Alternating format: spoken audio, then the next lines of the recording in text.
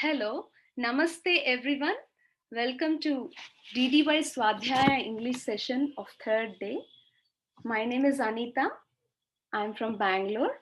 I have been practicing meditation from 2002 and meditation is a gift to my life. And today in this Swadhyaya session, we have a guest called Aditya Dattaji with us. So I will introduce Aditya Dattaji first. So Aditya Dattaji was an IT professional earlier and was at that time he was having difficulty in gender identification. So he went into deep depression during that period of time and he has been searching for meditation to come out of it. And in that process, he has been searching for meditations and he has practiced Vipassana meditation, has been to Osho Center, but he could not get out of depression even after practicing many meditations. So in the year of 2008, he met Dr. Newton and he has undergone past life regression therapy. Because of that, he was able to come out of his depression. And he also met Patriji in Pyramid Valley many times and he started practicing meditation. Through that, he came out of all these depressions and his confusions, his questions, so many things. And from 2012 he has changed his profession to he has become a counselor in Life University. He is a psychologist, sexologist, alchemist, and he's also author of two great books, that is Transition and second book is Gandharva Loka. So today he'll be taking us, his topic is how to understand this polarity and how that will help in our daily life. I welcome Aditya Dattaji to this Swadhyaya platform.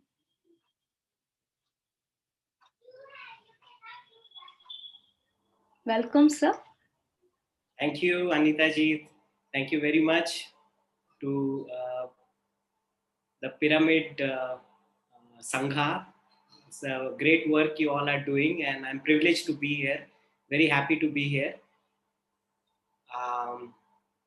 So what I want to start with is a question. I want to start with a question to the viewers, asking or maybe just telling them, what if I tell you that there is no man or woman?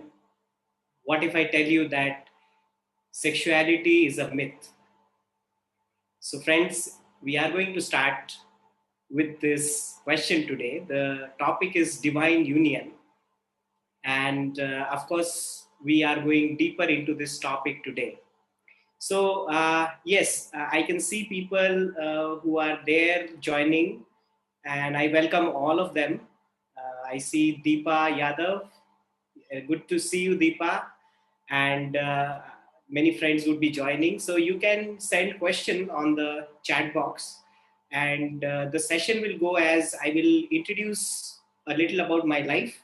Then we will go into this quest of this, what is this gender? What is this sexuality, divine sexuality that I want to talk about? And what is this, this path that I am here to share? Very interesting. How can we use it in our daily life? And we will do very interesting processes in between.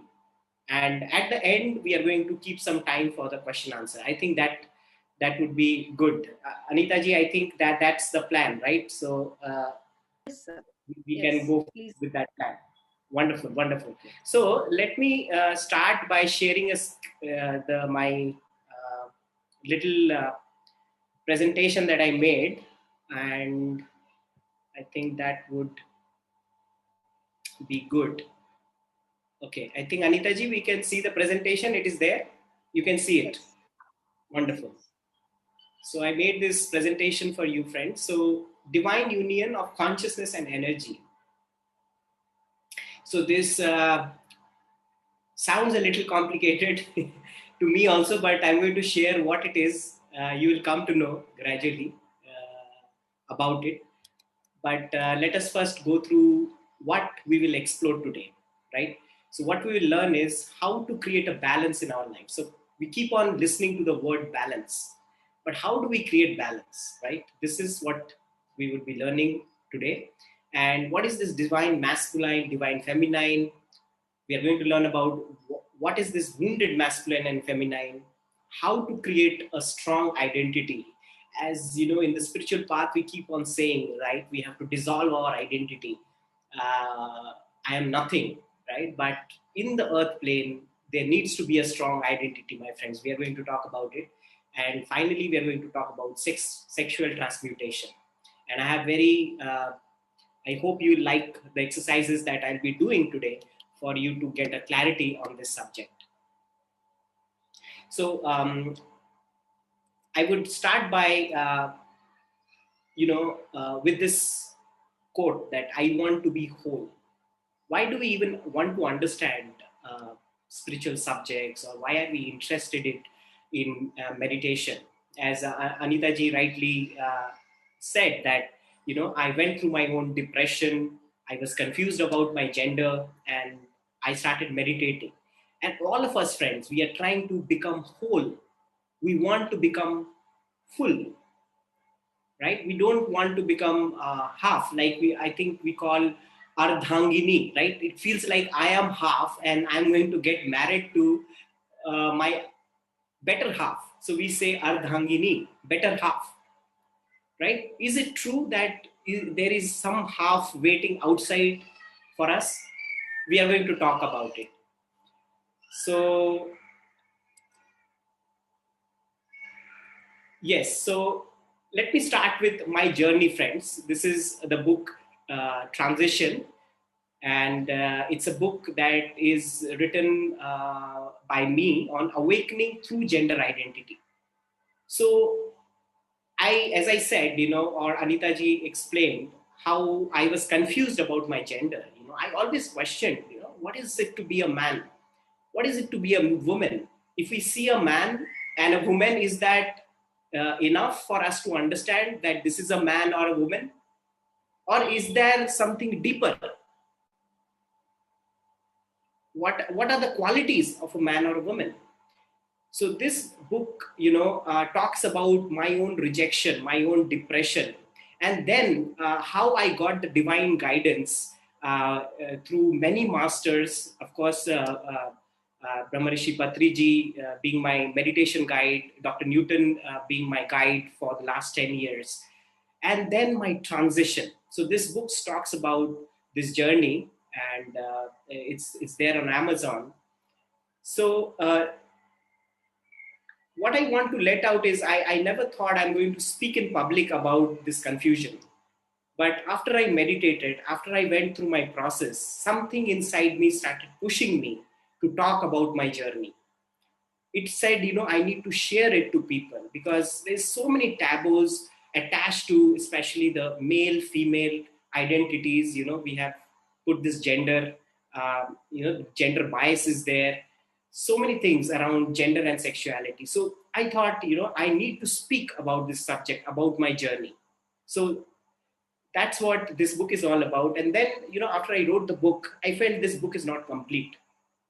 I felt incomplete inside, and it happened during this lockdown. I went into like kind of a depressed state, when the lockdown started, and something started coming out of me, and I started just writing. I connected to like a plane of poets, of singers, of architects, of scientists who started communicating with me, and I started asking them the question about this gender, this masculine, feminine, and they started giving me answers.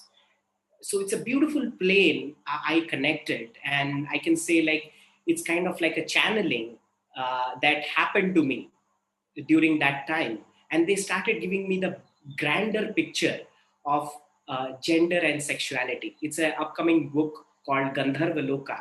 I didn't know what Loka I was talking to, but then in my meditation I was told that this is Gandharva Loka, and I met very wonderful masters there. One of the masters, they were called the shape shifter. They didn't had a shape. They can, they always keep changing shapes. They can become a tree and then a leaf and then a bird and then a man, then a woman. They are always, changing shapes. And they gave me the broader spectrum, the broader picture of uh, this gender identity, this masculine, feminine, and sexuality. So I questioned all, whatever I had in my heart, whatever confusion I had still left, I started questioning. And this book is about that. So it is talking about the grander version of gender and sexuality, and all the myths about sexuality and gender. They clarified to me. They trained me. What is this? How can we evolve with this energy? Right. So these are the things, friends, I'm going to share today, and I hope it's going to benefit you all. So my first question to all of you is like, what do you think is gender?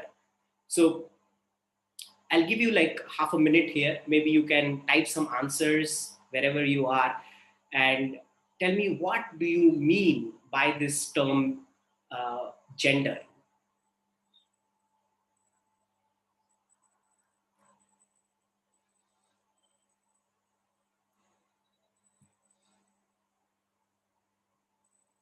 Yes, whatever you understand with the by the term, maybe you can type it, or you can send a message to me.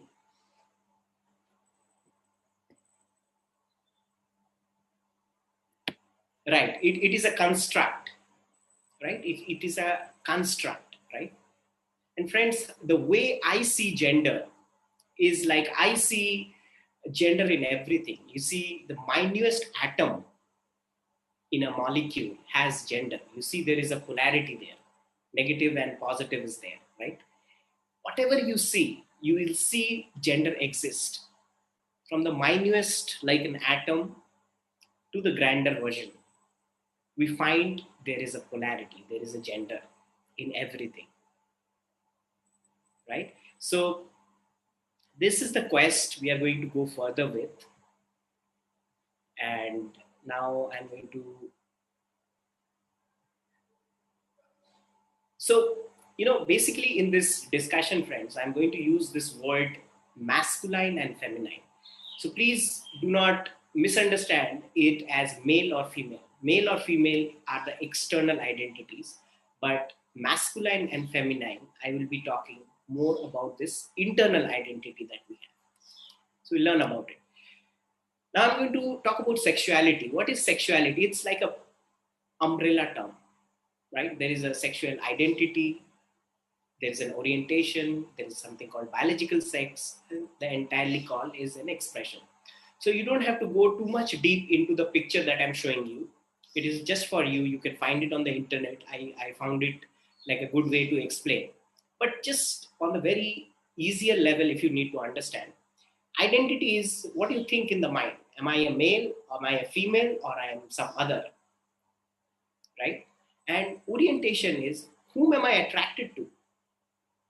Which gender am I attracted to? Sometimes it happens that a male is attracted to another male. It happens, right? So that is the orientation, right? And then we have something called a biological sex. That is the, the kind of genitals, sexual organs that we are born with. That is the biological sex. And then this entire package of this thing is called the expression.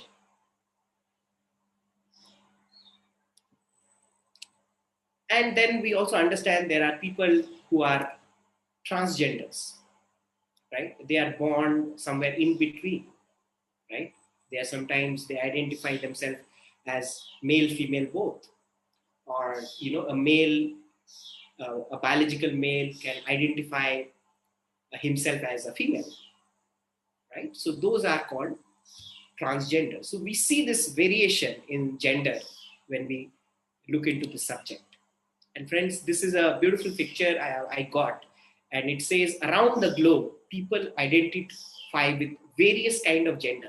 So you see, there is no more male and female. There are all variation of gender now. So a person can say, I am a male, but half alien, right? They also can term that as a kind of gender. So it's also beautiful that we are breaking the gender binary, because we are used to categorize things in a certain way. I'm sure we all resonate with this. Like as a child, we are told that boys can't cry. Are you a girl? Like why are you crying? You can't cry because you're a boy. You are supposed to be very strong. You're supposed to behave in a certain way, right? And for the girls, I think it's some difference. Even for instance, colors. We have attached colors also to the gender. Let's say, in a word we have said boys are blue, women are pink. So when we see pink, we always associate with women. And if a boy likes pink, then he's ridiculed and he's made fun of if he's wearing a pink shirt, or something like a more feminine. So we see androgynous gods, friends, like Shiva, Ganesha, Happy in different cultures. So these are gods. They already uh, show us the androgynous nature of our soul, right? So it's just not the external gods that are there. They have depicted, because the with a statue, with a like symbolism, they are trying to say that this is what we are also inside, like Ardhanareshwar, the half man, half woman. Ganesha, I mean, he's neither a male nor a female, he's androgynous, right? So we have these examples. So let us learn what is gender in the bigger spectrum. What is the picture of gender in the bigger spectrum? So I'm going to explain you with a small presentation. So I see it like this. If you sprinkle some colors on water, right? And you see different colors like yellow, pink, red, they are getting, you know, they are mixing with each other. So from there comes a set of people with different colors, right? So it's not binary, it's many colors that can come out of that. And from there, we have this now scale also, which is, you see on the left side, you have the Barbie, which I have labeled as the extreme feminine. Like extreme means, she's very, very feminine, very delicate. And on the right, there is a G.I. Joe, that's extreme male. So my question to you, friends, is where on this spectrum, might your gender identity be? So please look into the scale. Let us spend like half a minute here and find out where is your spectrum. Like, there is the yellow man, or, it's like, could be like a half man, half woman, like more balanced state, right? And on the left side, 1 to 5, it's the feminine, and the 7 to maybe the extreme 11, 12 is the masculine. So where is your scale? Like, where is your number? Have a look.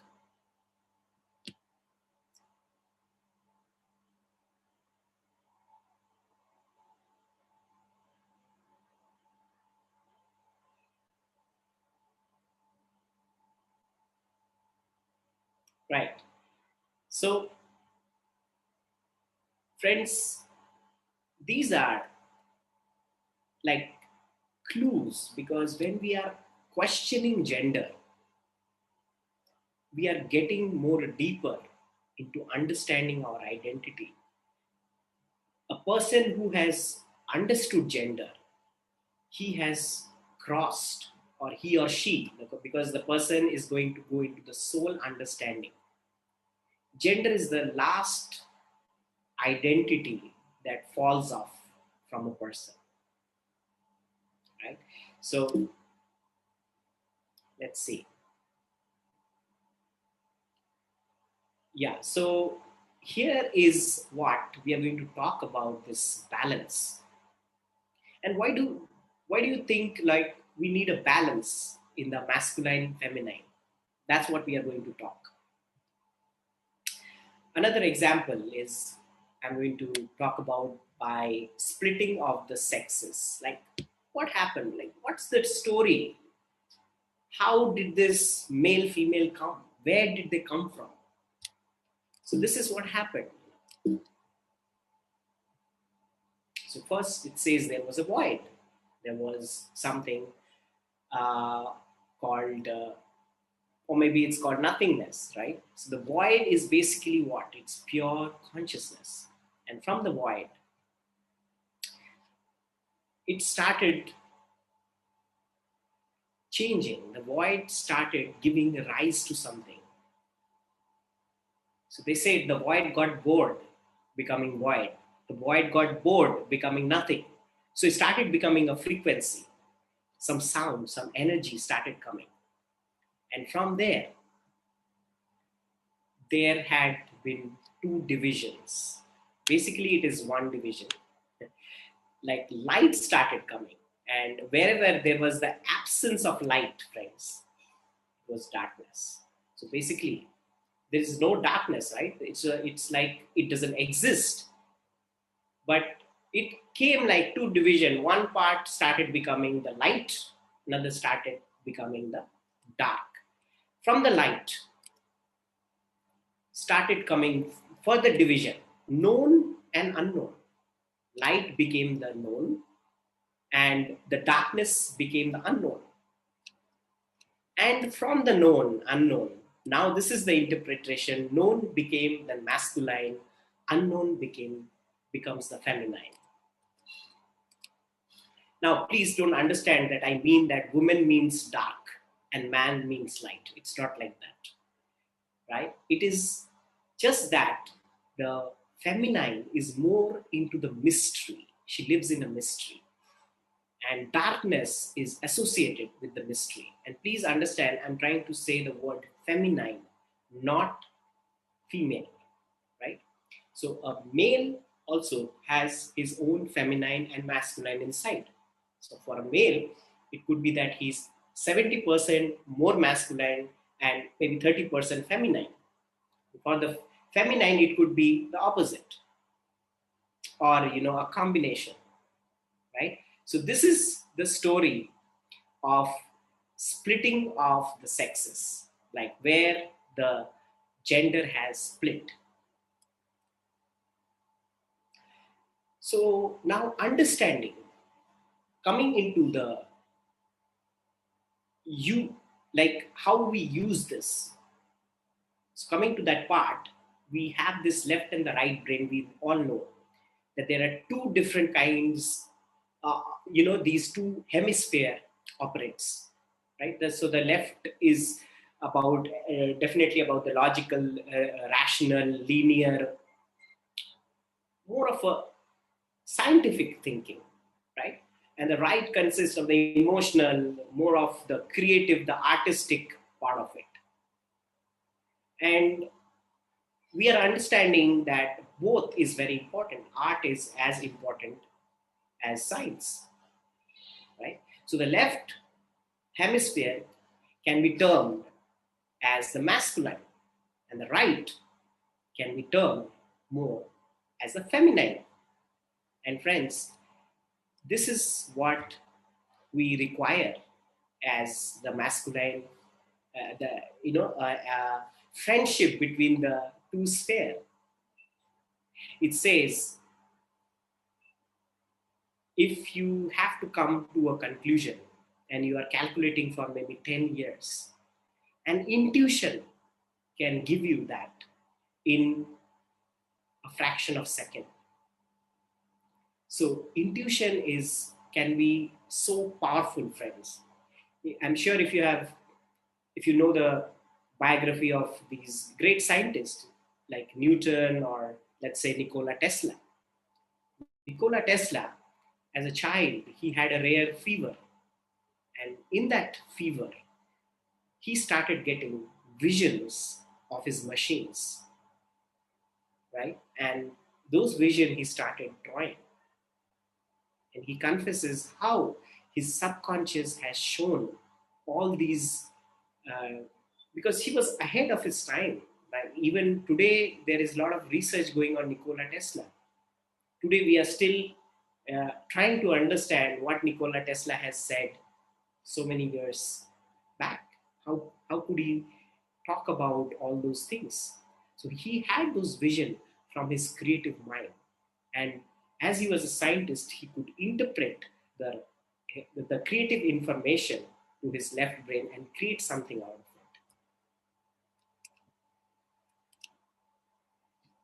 So here, now we come to the application part of it, friends. Yin Yang.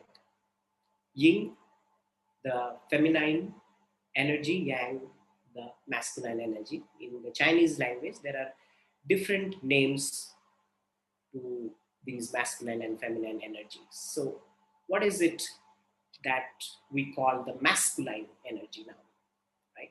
So, he's a giver, right? He gives, and it's more of an outward flow of energy. He's creating something, he's manifesting something on earth, right? So, it's an energy that moves from inward to outward.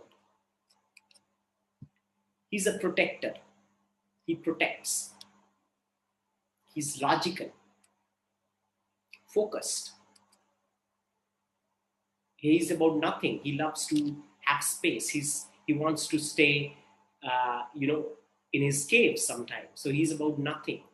He's looking. His search is for nothingness, and he's the unmanifest. So friends, please don't get too much entangled with the words, because these words can flip. Some people can say it could be, because I have given the signs of the feminine. See, the riding a bicycle, or a woman warrior, is the woman is using her masculine power. Even we see Durga, Kali having these masculine powers, right? So that's the masculine part of that identity. But then Durga wants to express herself as a mother. Her external, the picture that she wants to depict is as a mother. She wants to dance like a feminine, right? But that doesn't mean that she's not using her masculine power, right? So this is the masculine trait in a nutshell. And now let's talk about what is the feminine, right? Even men have feminine qualities. He can be a receiver, right? He can receive. It's an inward flow. So when you are nurturing someone, you are taking care of something, it's an inward flow of energy. Even a spiritual journey, or meditation practice is more of like an inward journey. And feminine can be a nurturer, she can be intuitive, she can do multitasking, she's about the manifest, and she's about the mystery. So friends,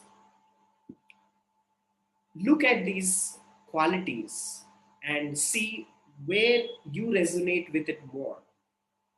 Like, which one do you feel are the more dominant traits in you? It doesn't matter if externally we are a male or female. So let's spend like half a minute here.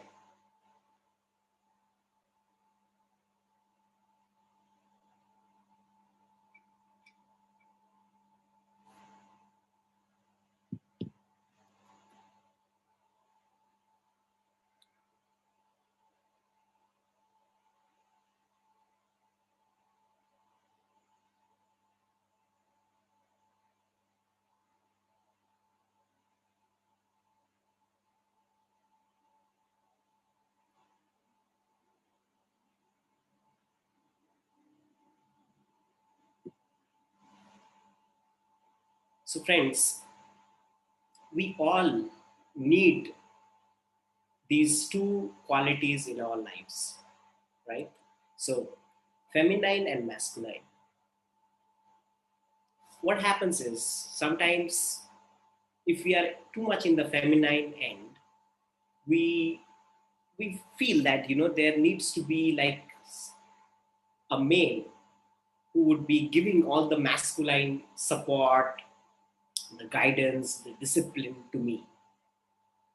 And the female, I mean, who consider herself as more of a feminine energy, she waits. She first depends on her father, for example, and then she looks for those traits in a husband, right? But often this happens because, this relationships, this about a more of a give and take. So if the male is not able to provide those qualities to her, she gets upset. So hence, the relationship problems are there, right? And here, and it's same with the male, right? If the male feels that, oh, I need a female in my life who can give me the nurturance, the empathy, the compassion, the creative touch, right? And then, he has an expectation that one female would come into my life and provide all that. And for some reason, the wife can't provide that. So he goes into, like, he's not happy with that relationship. So here, this is what happens is, if you look down this description of feminine and masculine, this is where the wounded feminine and the wounded masculine come into picture. So I can say, this polarity, it can be either a divine polarity or it can be a wounded polarity. And what are the wounded feminine traits? Now, as you have seen the divine feminine traits, the wounded can be, she can be very insecure, she can be very needy, right? She can be manipulative.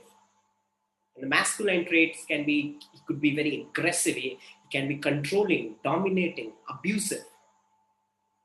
So let us take an example here, friends, like how to understand this how these two dynamics works.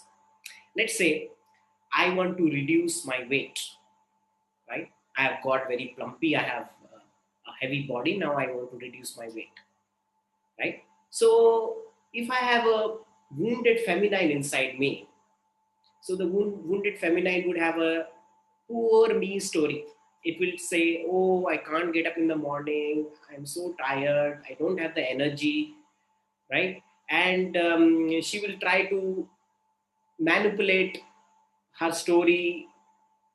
It's the inner dialogue that goes on inside us, not to anybody else, but to ourselves sometimes.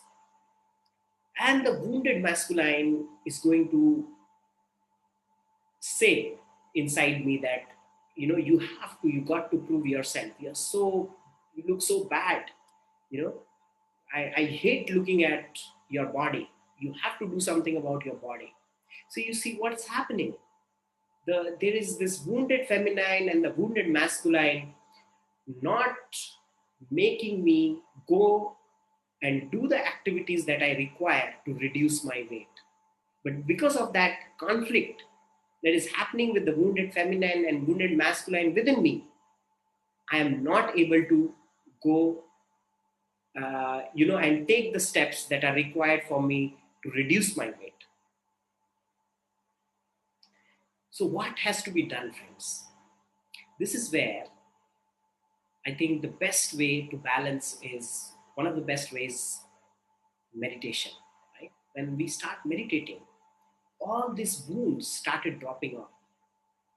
Wounds are from the past. Either we are hurted in our childhood, sometimes we are hurted maybe in past lives, some hurt we are carrying, where this wounded feminine is born, where this wounded masculine is born. And through meditation, regular practice of meditation, this wound can wash off. And if you're not able to heal those wounds, there are other techniques, the other beautiful methodologies. Like I said, I went to Dr. Newton and I did past life regression. I'm also a regression therapist, and I see how people benefit from this regression therapy, from the inner child work, from the family constellation. Beautiful modality. Even with this masculine, feminine understanding, how people really can come out of their wounds. And then they start developing a divine masculine and a feminine identity of themselves. So what happens? The same identity which was pulling you down, or I was giving an example of losing weight. So what happened is this divine polarity, the divine masculine will say, don't worry, I am there, I'll support you. And he's not going to judge, he's going to discipline himself. He will be confident that, yes, I am going to reduce my weight. And the feminine will say, I will support you, I will nurture you, whatever you need. If you need rest, you can rest there, rest. But then, it's going into real deep rest. The divine feminine really teaches us how to rest. Otherwise, we are not resting, friends. Even in our sleep, we are fighting in our dreams. How many of us can really say that we know how to relax? Only the meditator who are constantly meditating, they can claim that, they really know what is restfulness, right? So real rest is required and spontaneous actions are required. And with that help, I can gain energy and I can lose my weight. So this example can be valid in any other aspect, many other aspect, whatever you call it, you can use this principle, friends. And yes, this is another example of the world society. What is the patriarchal society says? The patriarchal, which is a man-made society, believes in history, believes in linear time, believes in dogmas, rationalities, science. It's more scientific. Matriarchal, who are more feminine based societies, they believe in eternity, the cycle of times, ritual, magic, alter states, art. So you see the difference. This is a science based society, art based society. I feel the amalgam, both is required. That is divine union. When the divine masculine, the divine feminine can meet, that is the divine marriage. And also, friends, we all need to have that divine marriage inside us. So before I go to the next portion, let us do a small meditation, friends, which it's good to have some experience as we go through this theoretical understanding. So we will start the meditation. What I want you to do is, it's good if you can stand up for this meditation. It's always good, and place your feet firmly on the ground, right? So you can stand, and if you really don't have an option to stand, you can sit. That's fine.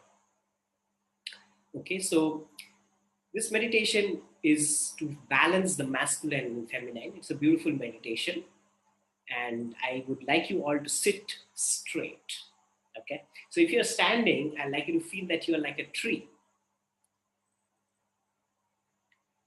and you can close your eyes.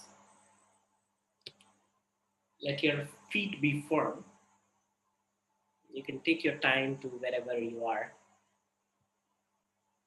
Maybe I'll give you like a half a minute.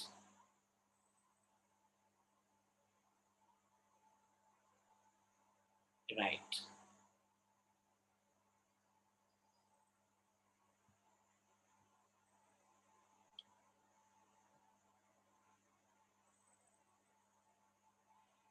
And now you can close your eyes, friends, and take few deep breaths. Just some cleansing, deep breaths.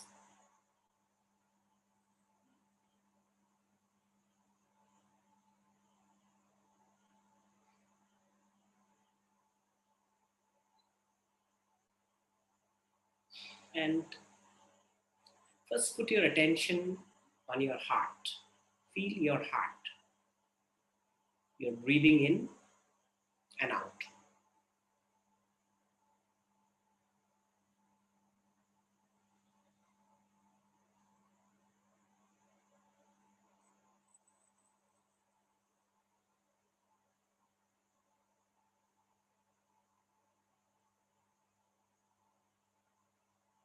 Now, from the heart, take your attention down to your feet. Feel your feet.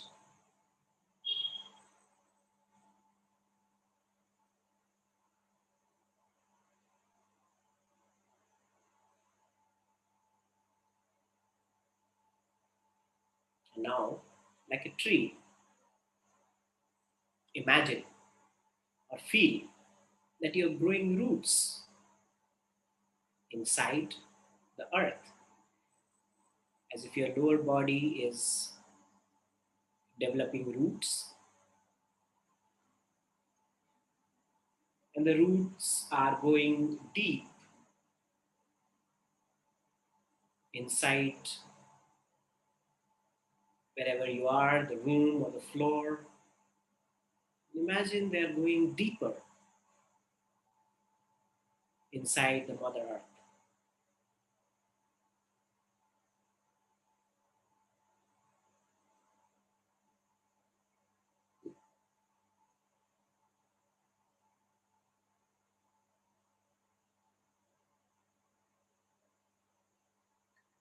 And you can feel the moist soil and the roots going very deep down into the middle of the earth, and it's coiling at the middle of the earth. You can visualize this or feel it. Huge roots are going from your lower body and going to the bottom of the Mother Earth. And you're feeling a pull down, as if the Mother Earth is pulling you down with the roots. And now, I'd like you to breathe in through the roots and breathe out.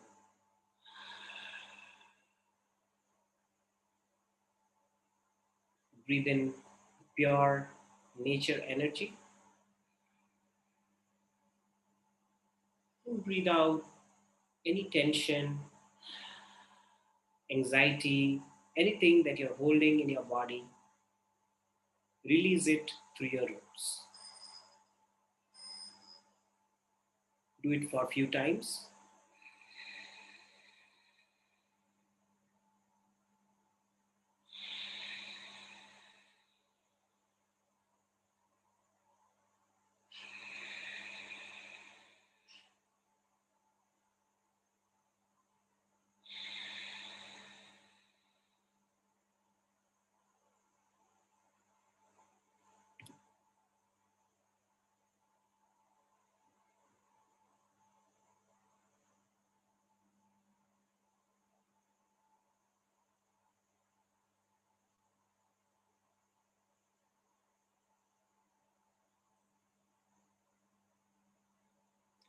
Now bring your attention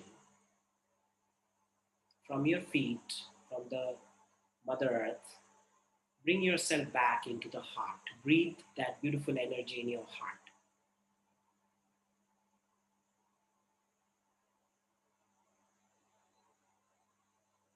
As a tree now, feel that you're now breathing into your head. Feel that your attention is on your head. And from the head, you're growing branches. Huge branches is going like above the ceiling, above the clouds, above the sky.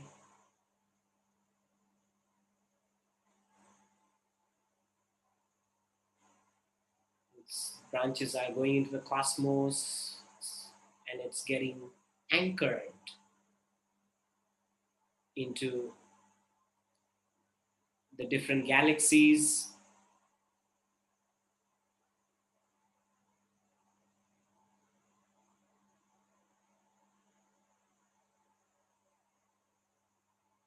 And you're feeling an outward or like an upward pull.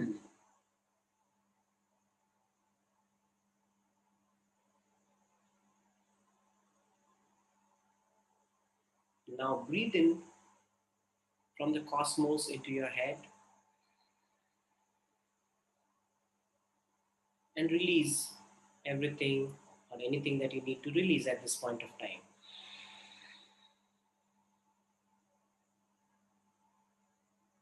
Breathe in.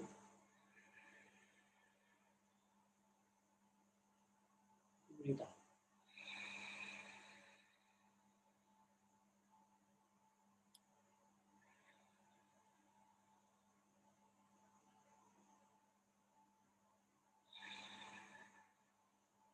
Couple of breaths.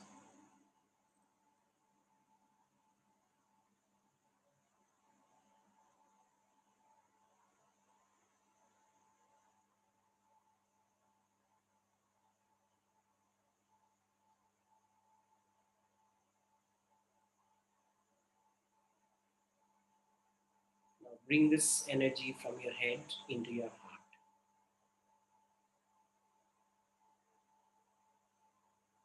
Just feel that now you're breathing into your heart. As you breathe in, the heart is radiating.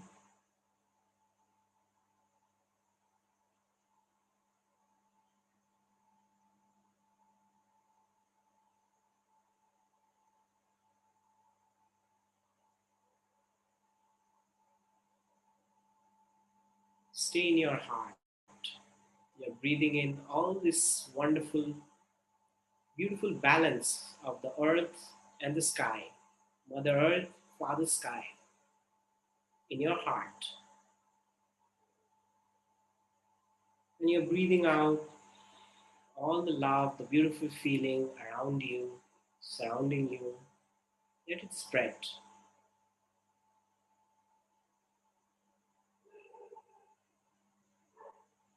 And for a couple of minutes, just reside in your heart for some time.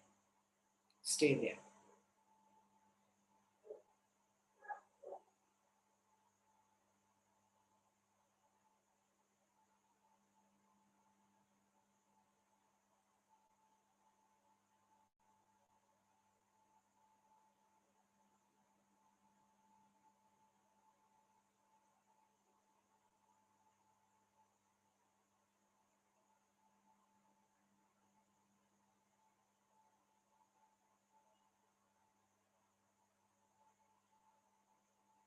Okay, friends, now whenever you're ready with this beautiful heart energy, you can rub your hands, put them on your eyes, and allow your eyes to gently open.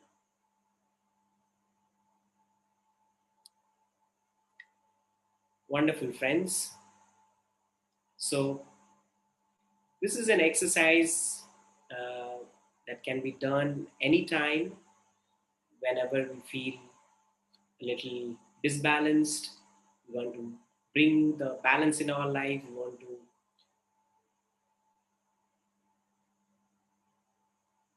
center ourselves. So, beautiful way to do that. Yeah. So, we'll move on to the next uh, portion, friends, and more examples how to bring balance, friends. I feel the nature is a beautiful place. Anytime we want a balance in our life, we can just go out, reach the nature. Just being in pure nature it brings us so much balance in our lives, right? So meditation, nature, and if we find ourselves disbalanced sometimes, also the practice of gratitude, we can shift that energy, that maybe we are not feeling confident, we are not feeling secured, or there is a fear. Immediately we can switch our mind to practice gratitude. What are the good things that I feel wonderful about? And I keep on repeating that in my mind. That can also bring in balance. So friends, meditation. Second is reaching out into the nature. Third is practicing gratitude. Immediately can shift our energy into balance. So friends, okay,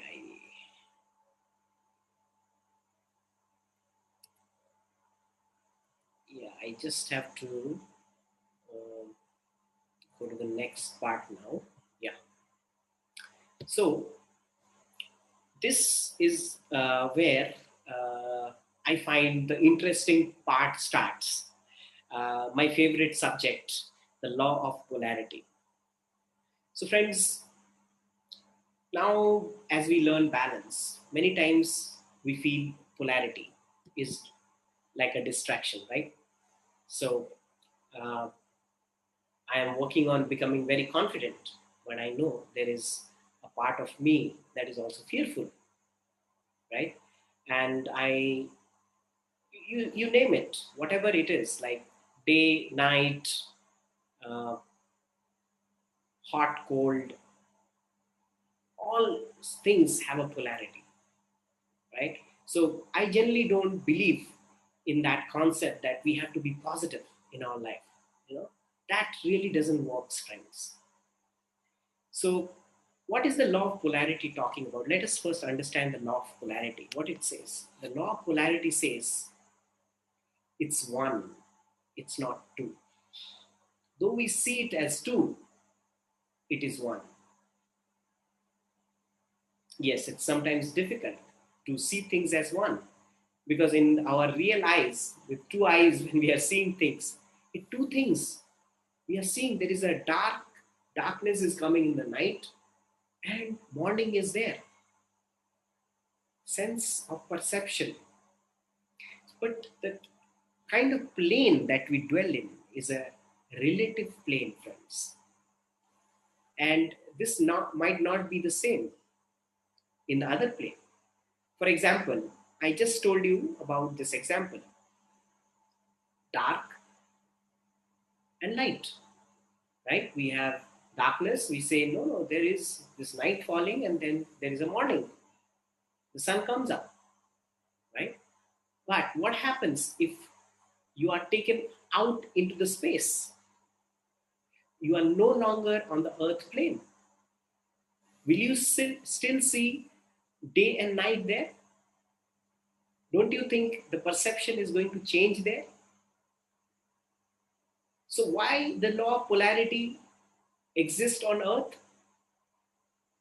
Because it's the kind of dimension or the kind of reality that we live in. So, it's relative, friends. So, in that perception, now we can say, yes, it's one. Where is the night and day? It's because of the earth's rotation, it's because of the placement of the sun, right? Another example I can give is, okay, we will say, oh, this is hot and cold. But the hot exists because there is a cold. What is hot cold? It is in comparison to something the other exists. In a whole, it is a scale. It's the scale called the scale of temperature. So the temperature exists. The hot and cold is again relative.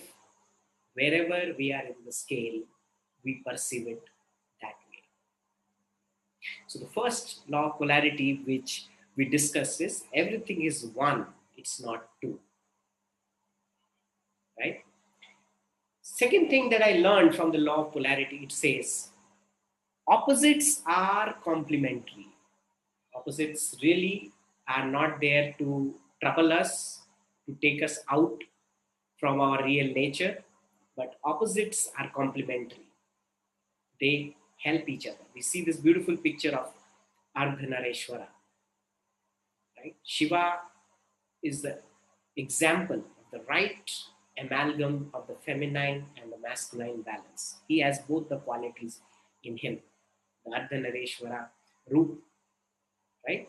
And it says when we are in a healthy divine masculine feminine balance, it can help us. It's not opposites. I was giving you the example.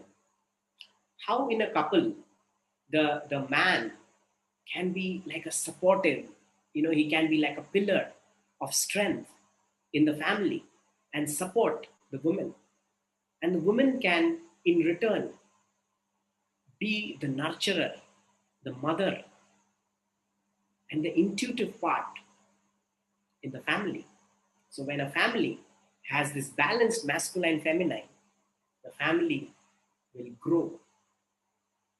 So the law of polarity is there to make us evolve.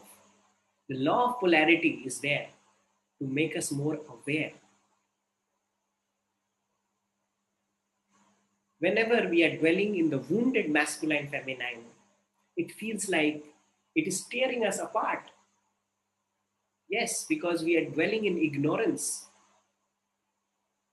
We need to see where the wound is coming from. Where is the masculine wound? Where is my feminine wound coming from? What are the sources? And when we can heal these wounds, we'll be able to develop this divine masculine feminine.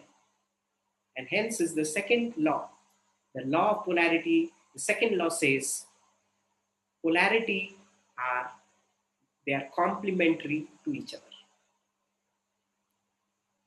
And then the third law of polarity, which is again very interesting, most interesting part I feel, is when we reject one part, we are rejecting the other. Let me repeat it. When we reject one part, we are rejecting the whole. What is the example? Let me take an example. Like I have a friend, right? I like everything about that friend. You know, he is so helpful, he's so kind, he's my best friend. But then he is a drunkard. He drinks. And when he drinks, he has a different personality. And I don't like that. So, is it possible that I can welcome that friend in my life, or I can have that friend in my life without that part which is a drunkard? Can I put that drunkard out of him and accept him as a friend? Is it possible?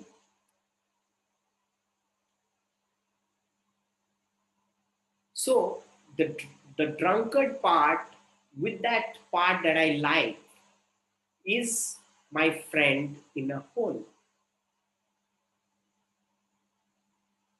Example, I am Aditya and I have these good traits in me, but then I have also this little anger in me sometimes.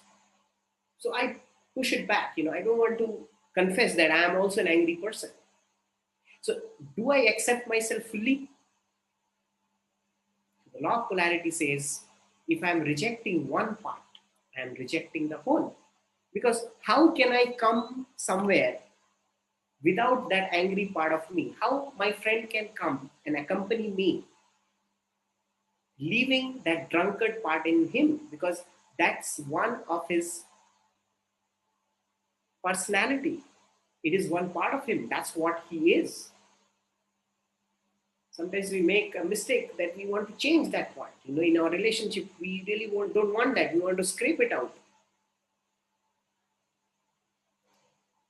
So, similarly, we understand that masculine, feminine, we need to accept this polarity inside us also, friends. We need to know, we need to realize that yes, I am a masculine and a feminine inside. Both. I am Ardhanareshwara. And when I can accept these two parts inside me, when I can realize that two parts inside me, I can be a better father. A mother can be a better mother. An architect can be a better architect. A painter can be a better painter. Whatever profession we are in, we can be better at that. We can improve our relationships through this understanding, improve our abundance, improve our health. These dynamics can work everywhere. So the law of polarity teaches us acceptance, friends. Accepting the whole as it is. Right?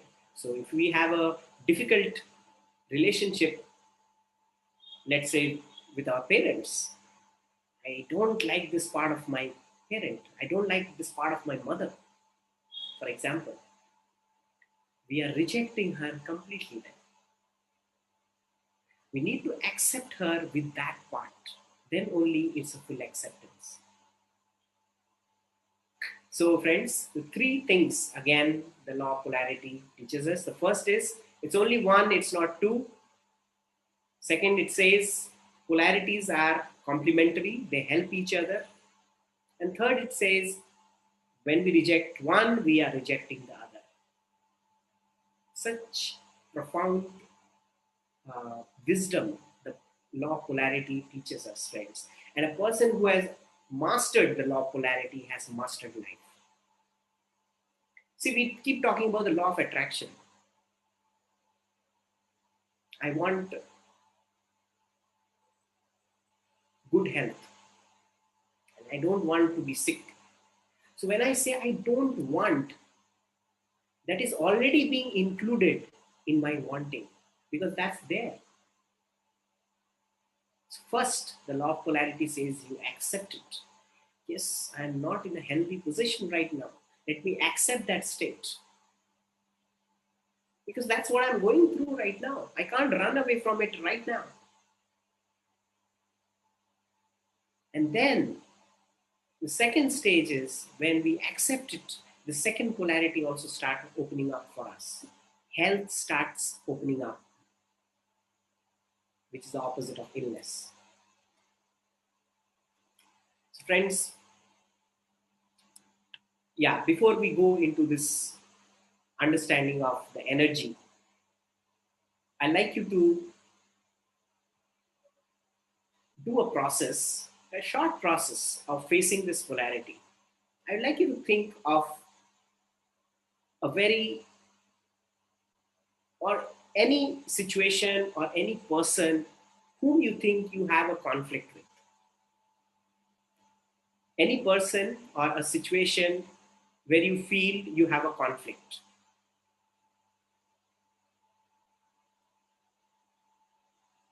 Just I'll give you half a minute.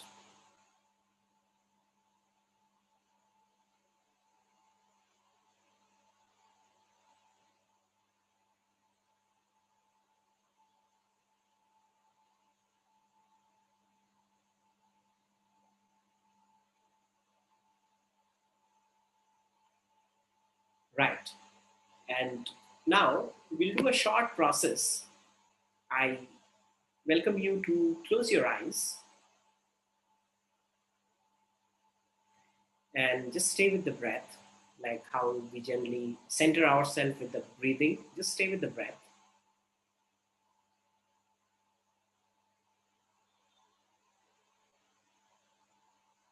Or maybe take 2, 3 deep breaths to center ourselves.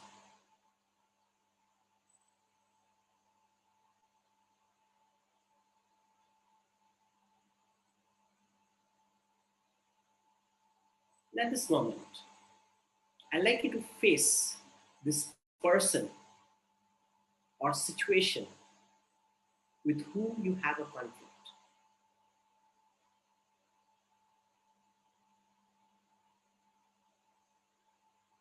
Now, as you face this person or situation, whoever it is, you might feel angry, you might have resistance to face it, or there might be other sensations or discomfort in your body. I'd like you to stay with it. I'd like you to try this exercise, friends. Face that situation as if you are looking into that person's eyes, or if you're facing that situation right now.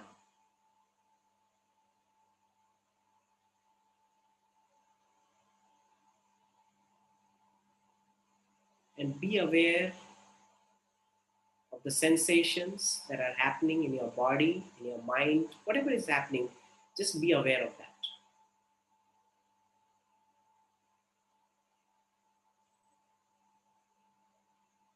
Accept those feelings, even if they are not good feelings. It's okay.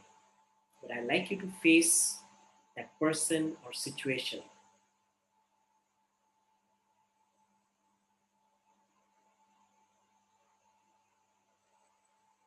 And I'd like you to not go into any stories. Just face as if you're looking inside the eye of that person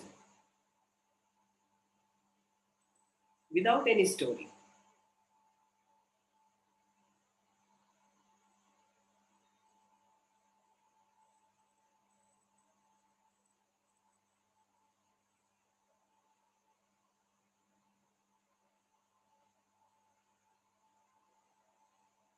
And if it's like, if you're getting too any kind of pain or discomfort, if it's like too much, I'd like you to breathe into that.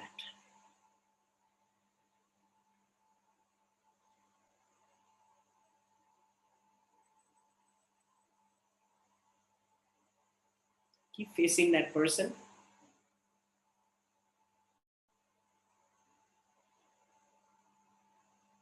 without any judgment, without any story. Be aware of the body sensation, whatever is happening.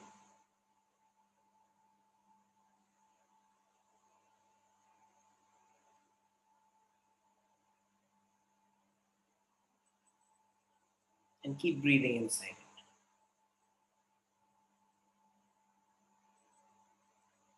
You might feel like reacting. I'd like you to be aware.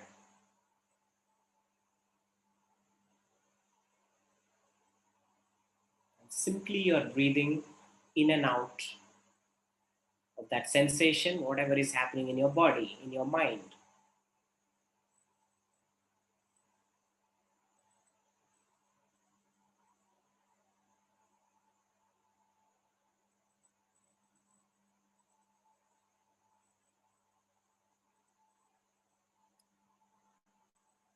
Keep facing it. It's okay. You might get distracted again. Bring your attention back. Look into the eye of that person or feel that you're in that situation and keep breathing.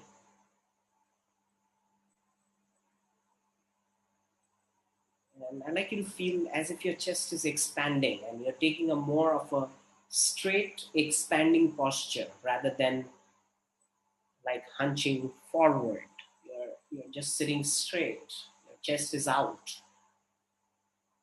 and you're facing that person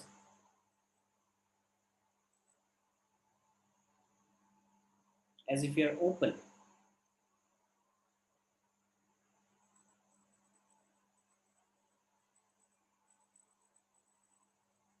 Keep breathing, my friends,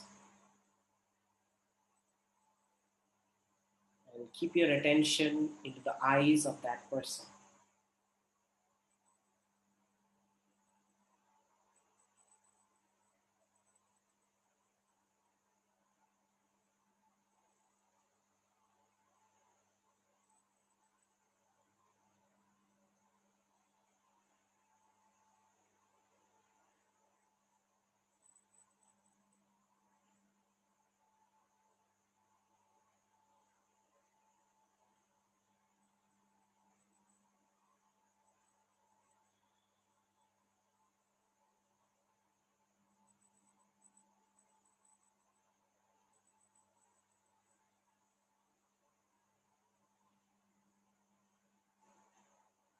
Right.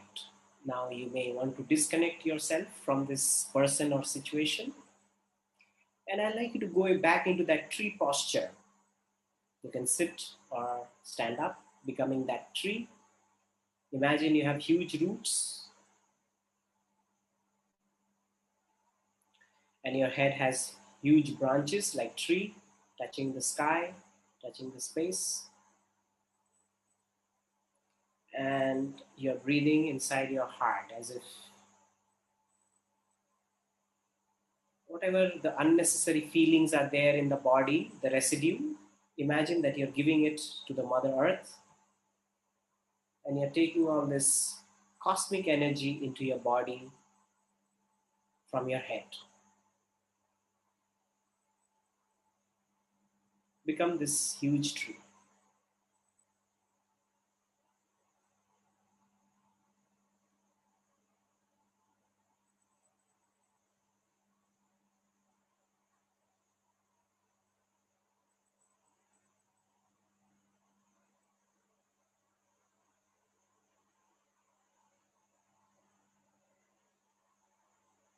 Now, before you come back, I'd like you to center yourself in your heart, feel your heart, beautiful energy in your heart.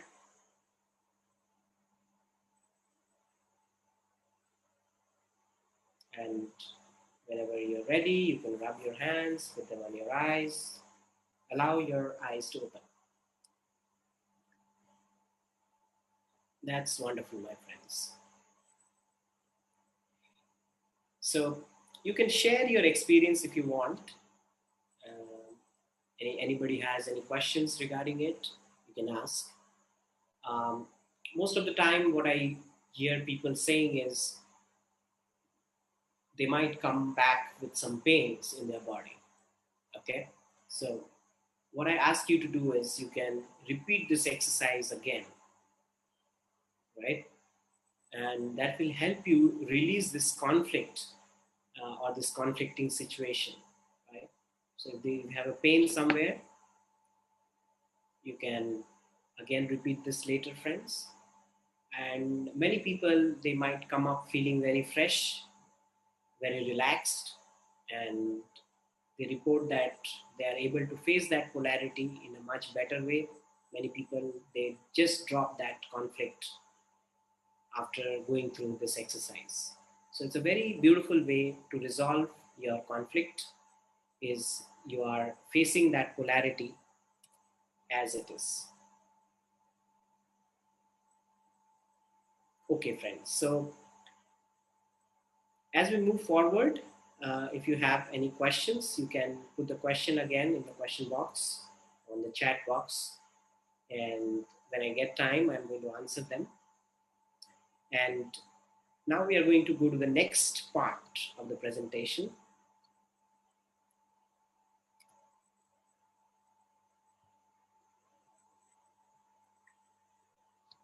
Is to understand energy.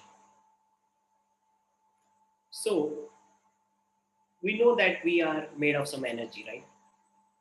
And we are just not this gross physical bodies. So what, in my understanding, friends, what I understand as energy is there's only one energy in the body, and we have named it in different ways. Sometimes we call it the prana, the chi, sometimes the sexual energy, kundalini energy, the life force energy. It's the same energy, friends, that runs in our body. And for those two energies to run, like you see, there is a diode, right? The battery has two ends, the positive and the negative, right? And this energy in the body flows, from the positive to the negative. There's a flow. When there is two poles of the diode, the energy flows from one pole to the other. And this is what we have termed as the sexual energy.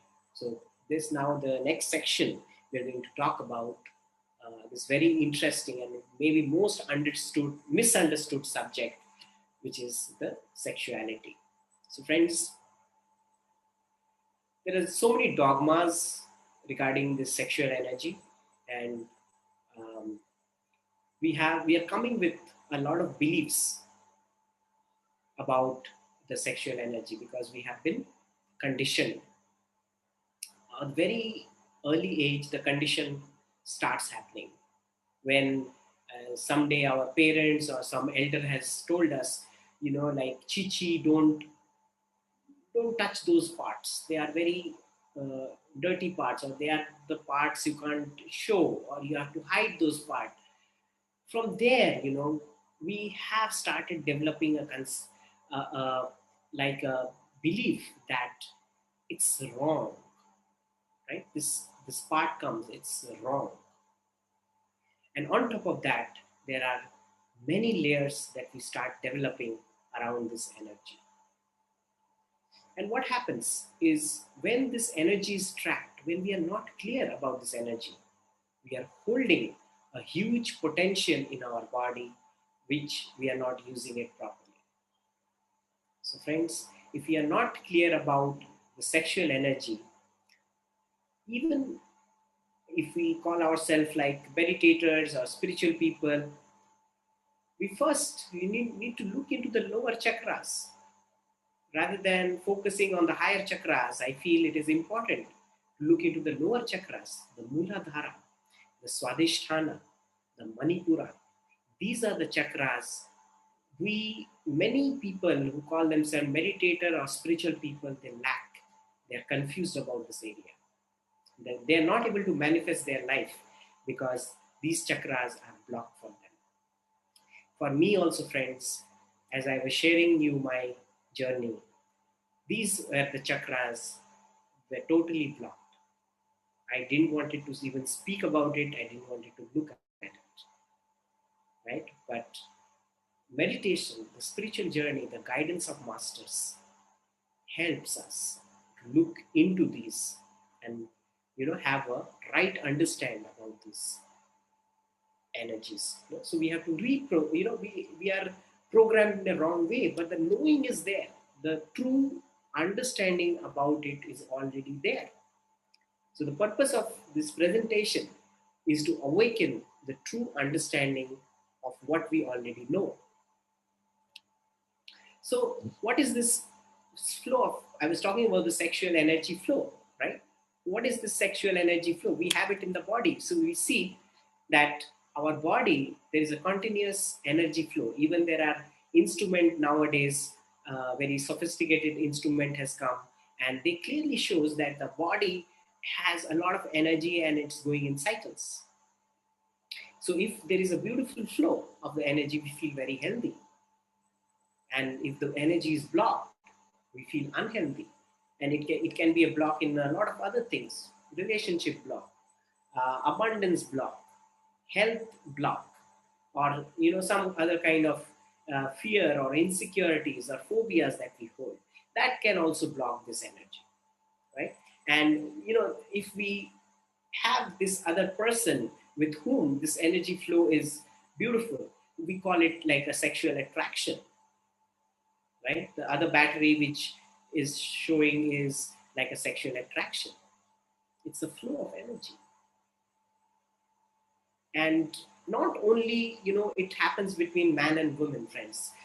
Let us also think in terms of like when we see like small pup, a beautiful pup, right? And it's so cute, it's so sweet to look at. We get attracted. That's also a flow of energy. We don't have to always term it as a sexual energy, but it's that life force energy. When we see a child full of life force energy, right? So this is what is the flow of energy between the two polarities. So polarity is again required for this energy to flow properly. And the same flow is happening in the entire cosmos. So first we have seen it, how it has maybe it is happening in the atoms, the negative positive pole. And then we understand how as masculine feminine or male female, the attraction is there, or the attraction is there between let's say like a child and a mother. That's also like a beautiful attraction. Life force is flowing. And then in the higher planes, and when we see the bigger picture of it, we see the same polarity, the same circle of energy is going in the cosmos. So in a way, everything is like in a circle, you see, everything is circling. And it's important to understand when we are in our relationship with anything, the energy circuits need to flow or need to revolve in and out, receiving and giving. Receiving is feminine, giving is masculine. In a relationship, important to receive and give. In the society, it's important for us to receive and give. That we are in balance. When this receiving and giving is in balance, then we feel healthy, then we feel abundant, then we feel, we are centered, we are balanced. This is balance, friends. This is the divine union. So we see the entire cosmos is already in the divine union. So the question is, why do we feel disbalanced sometimes? We are not aligned to the cosmos that time. We are not aligned to the divine wisdom that time. And those are the times we feel we are not balanced.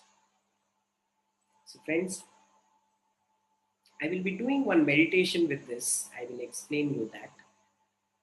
Before that, let us go into some more details about this energy. So now, as we are calling it the sexual or the life force energy, let's see what it is about. So this energy, how I define this energy is when this energy is flowing down, it's going down, it's producing baby, for example, right? A sperm and a ovum meets and produces a baby. And the same energy when it's going up, that's what is the term called sexual transmutation. That's what meditation helps us develop. This kundalini energy start rising up, right? And it starts clearing all the chakras. So sexual transmutation is a very important and an interesting subject if we are interested in our evolution. We can use this sexuality, this kundalini energy to evolve, to create our lives, to live the purpose of our life. So I like Master Thorkom, what he says about the sexual energy. He says, sex in the physical body is a relaxation. Sex in the astral body is a pleasure. Sex in the mental body is creativity. Sex in the intuitional body is enlightenment. So beautiful, friends. I recommend Thorkom sir's book, and one of the very beautiful book that we should all read if we have to understand sexuality is Sex to Superconsciousness by the great master Osho. Wonderful must-read book. My perception about sexuality completely started changing when I read this book. Highly recommend, friends, this book, Sex to Superconsciousness by Osho. So let's go into a little understanding about chakras. I'm sure we all know how we are moving this chakra.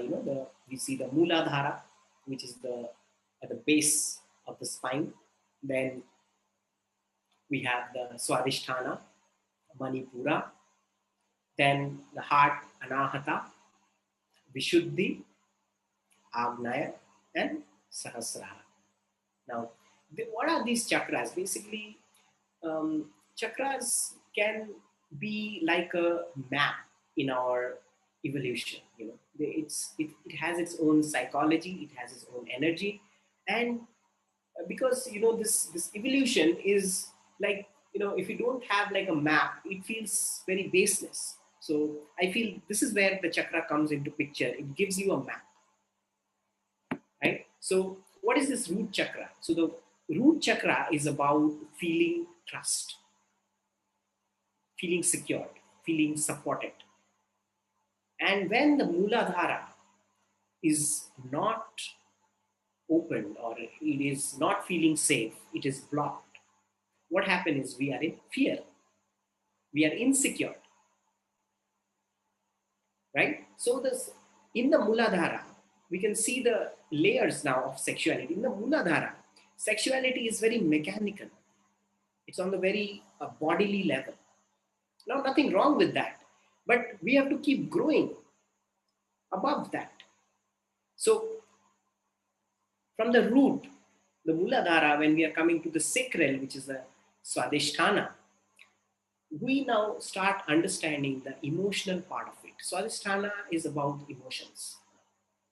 When it's blocked, we feel very guilt. We have shame in it. And when it's open, we are creative. We are in a flow.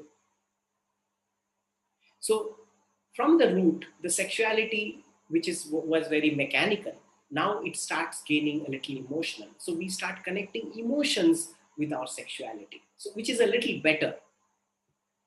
And then the sexuality moves into the solar plexus, which is about creating a strong identity. When the solar plexus is strong, we feel very confident, and otherwise we are feeling very weak, helpless.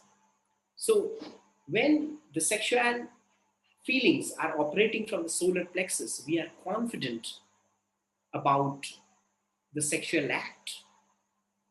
The man is confident, the woman is confident. Otherwise, we are not sure. We have a very feeble identity. Our partners may not trust us because we feel helpless there, right? And then sexuality moves into the heart. What happens is about if the heart is open, we feel unconditional love. We can give love, and if it's closed, we are in grief. We are in pain. So from this level, friends, the sexuality definition starts taking a very new shape because it's no more physical now. It's more from the unconditional love. Two-person, when they have unconditional love, they can feel a polarity, they can feel a sexual connection even without touching each other. Right? So it starts taking a more deeper state. And from the heart, when it's moved the throat, it's about Vishuddhi.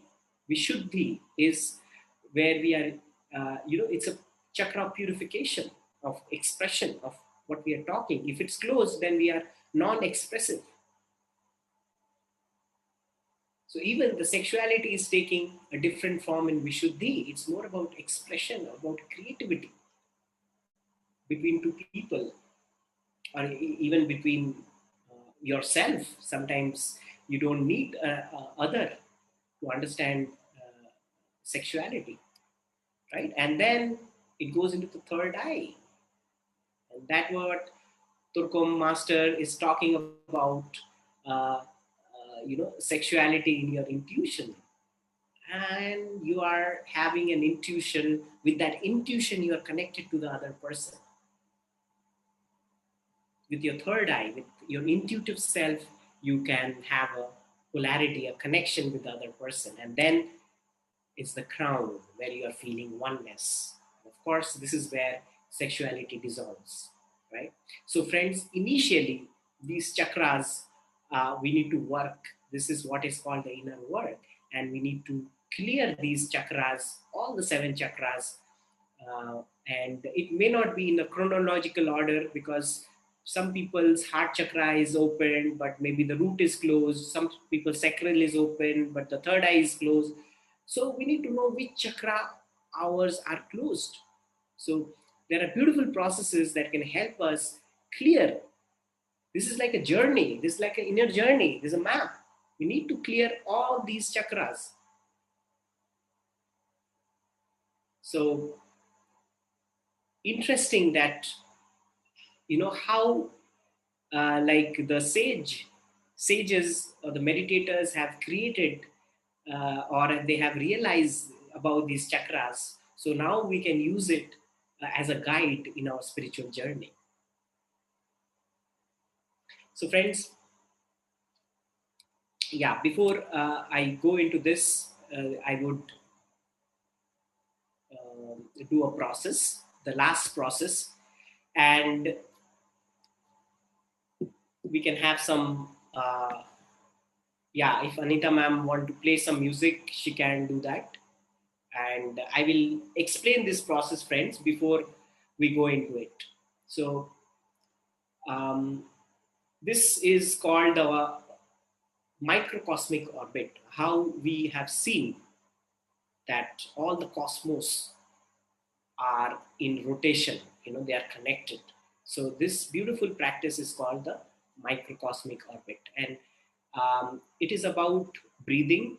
And I will take you into a process, very simple, very powerful process, and I hope you will like it, right? So Anita ma'am, if you're there, you can, yeah, you said okay, so you can play some nice music.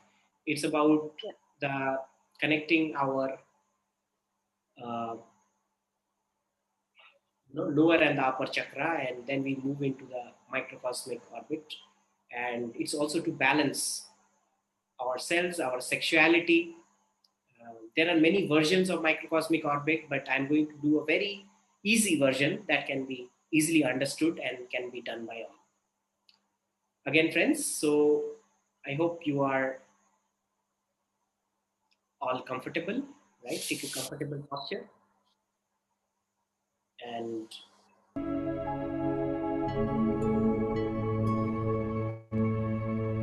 be calm,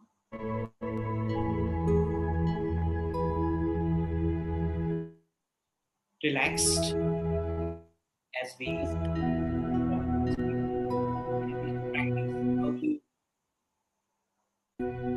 balance our energy. I think Anita ma'am, the music is cutting off, so I think we should turn it off.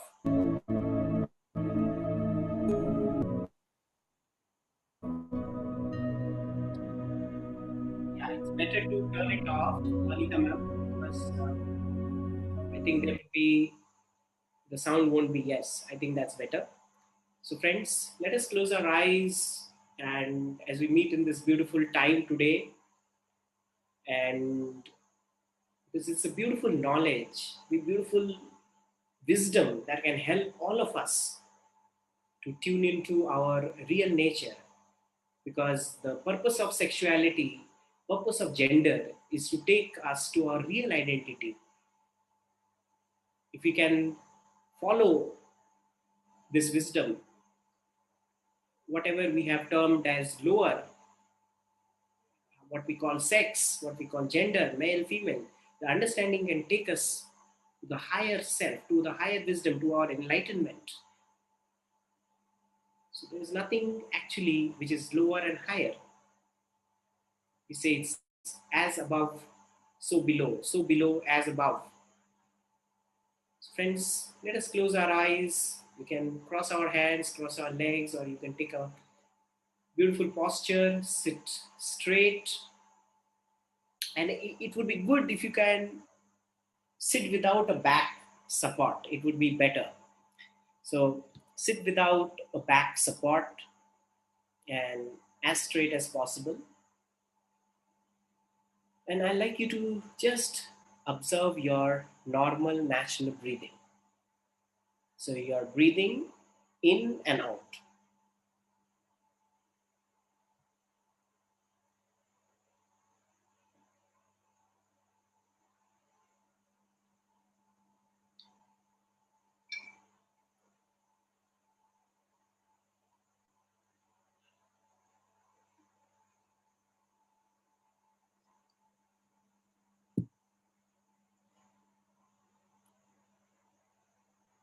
And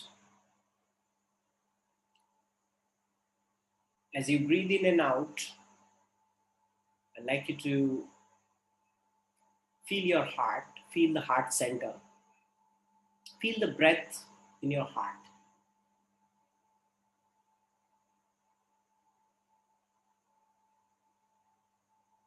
And see if you can deepen your breath a little bit than before, a little deeper than before.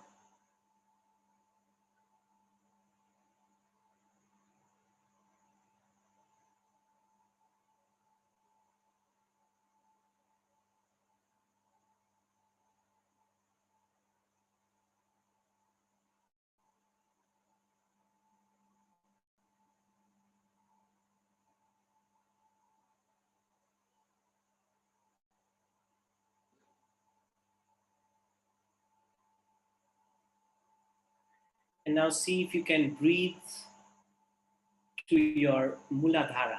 Muladhara is where your backbone ends. Now feel that you're breathing in the Muladhara and you're breathing out into the Sahasrara. So basically, you're breathing at the bottom of your spine. And as you breathe out, feel that your breath is touching your crown.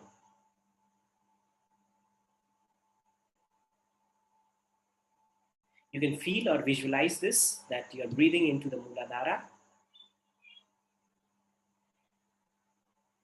breathing out to the crown. We'll do it for some time.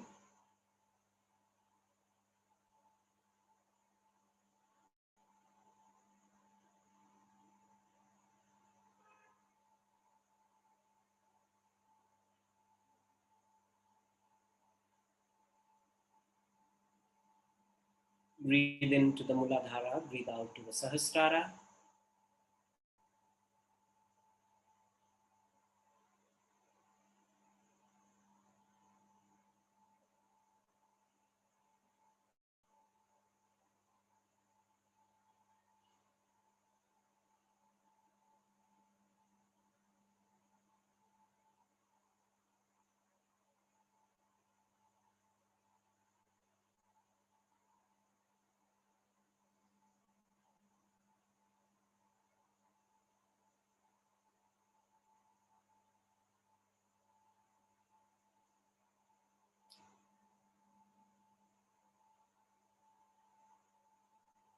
Now feel as you're breathing into the Muladhara, I'd like you to breathe a little deeper and imagine that you're breathing into the core of the earth. Feel that the breath is reaching to the core of the earth. As you breathe out, you're breathing into the middle of the cosmos.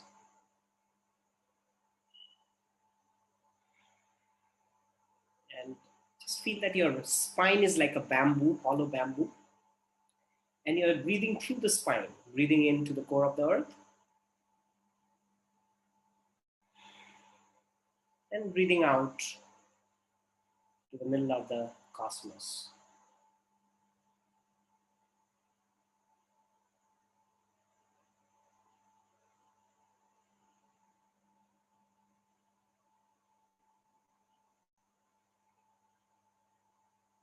A very powerful exercise to balance our sexuality, balance our masculine, feminine. Very powerful exercise. Keep breathing, breathing into the core of the earth, breathing out to the middle of the universe or the middle of the cosmos. Whatever that means to you, whatever that you're feeling. Nothing wrong and right about this. And feel that your backbone is like a straw.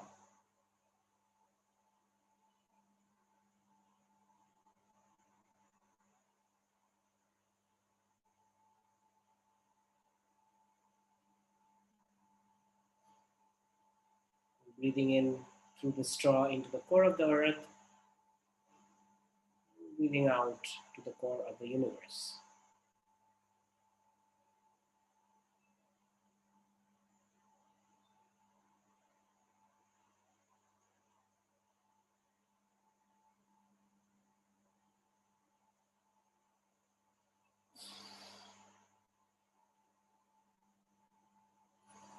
Keep breathing.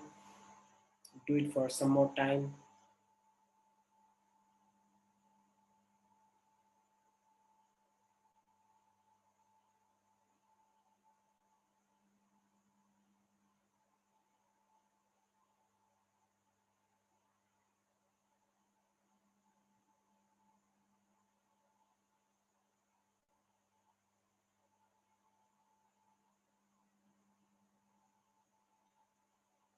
Like a hollow bamboo.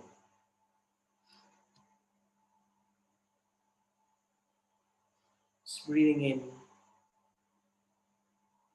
core of the earth, breathing out to the core of the universe.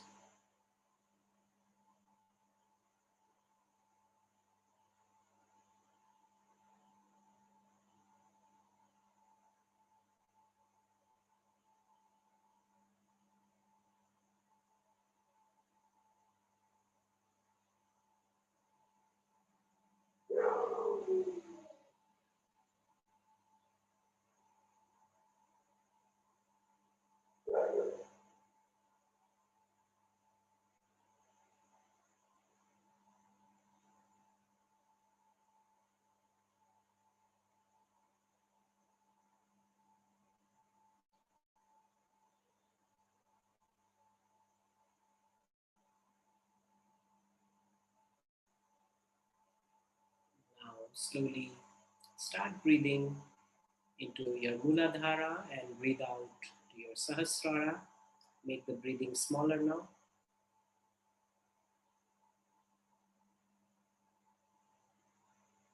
Breathing into the base of the spine, breathing out to your crown.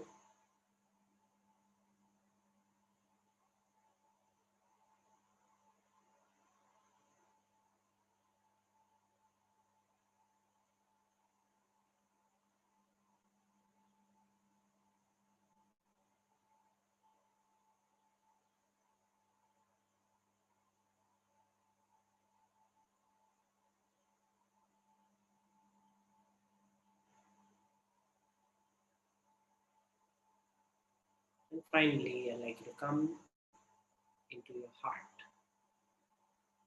Just feel the breathing in your heart and be there.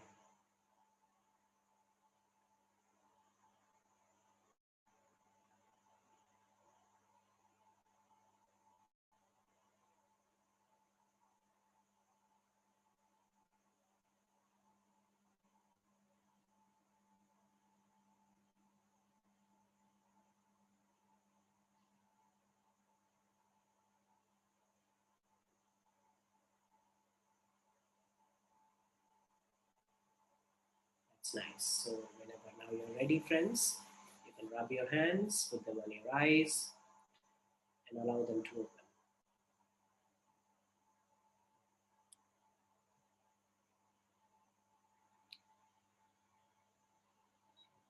So wonderful, friends.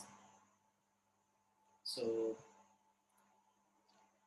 we are heading to the end of this class now, and here I would like to share some of the details I have. Um, so you can see these. This is some details about me, that I do some workshops on divine masculine feminine. One of the workshop was termed Ardhanareshwar, ecstasy, sacred sexuality, and this is the upcoming workshop which is coming possibly this month. The date are yet to be announced, and you can find all those information about me on www.adityadatta.net. Find all the information there. Also, you can catch me on Facebook, Instagram, or YouTube.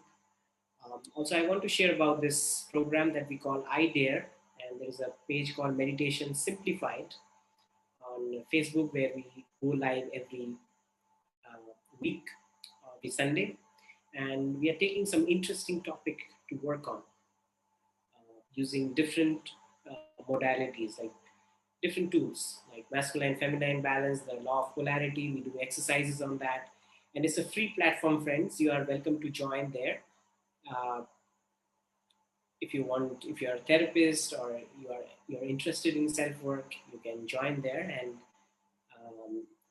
we can have you on one of the Sundays there. You can either take a session or maybe give a session about anything that you want to share about personal healings. So basically, it's a platform that we have created to heal ourselves as facilitators or therapists, and we extend our work to people, others also. Right. So this is about me, and now I am ready to take up any questions that you may want to share. If you have any sharing, or if Anita ji has anything from anybody, you can also share, ask.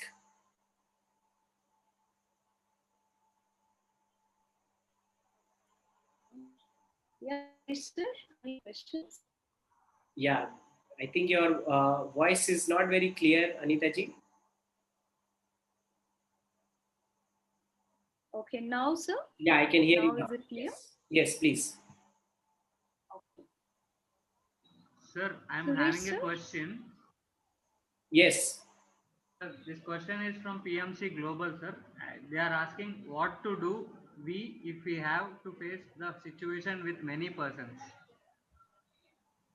Situation is with many person. Yes, many persons. If we face different types of situation, so how Right. can we? So this is the question which came from PMC Global Live. Okay. Please, can So you what answer this happens? question? If the conflict is between many people, what happens then? Okay. So, friends, if it's many people, we can place ourselves inside many people, because it is conflict is actually not many. It may be okay. I have a conflict because he has his nose is not straight. I don't like him, so I have a conflict with him. I have a conflict with him because he was my childhood friend. He bullied me. I have a conflict with him because he's a boss. But basically, it is just one conflict. Maybe it's a conflict of how insecure I feel when I face them. So if it's 1% or if it's 100%, we can do this exercise facing all this 100% and feel what we are feeling. We don't go into any story. We can put ourselves in 100 people and we can feel what we are feeling and stay with that energy and breathe into that energy and see what happens. Thank you for this question. Anything else?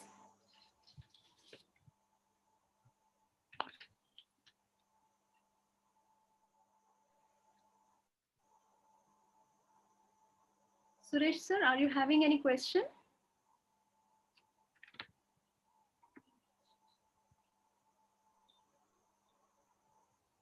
So if there are no questions, I think then I'm done with my job. Right? Otherwise, either people have understood me or they have not understood at all. So maybe I have done my job well or I have not done my job at all. So that's what means. Yes, And sir. many times people question, how they can heal their relationship, because this is where the major problem comes about, talking about relationships, in healing our relationships. And I say, until a man discovers his inside woman or a woman discovers his inside man, we really can't heal this man-woman relationship. So, and how to discover is definitely by this awareness, this knowledge. Sir, The there is a question. Yes. There is a person named Terry Thomas, so he raised the hand, so he wants to talk to you. So, Yes, sir, please. Sir, unmute yourself and turn on your video, sir. Yes. Yes. Terry, good to have you. Good to have you here. How are you? We can't hear you, Your Terry. voice is not audible.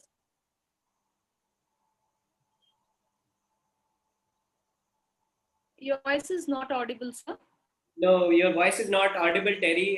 Can you type it? Can you type it? Sir, unmute Sir, yourself. please Sir, unmute. He has to unmute. Yes.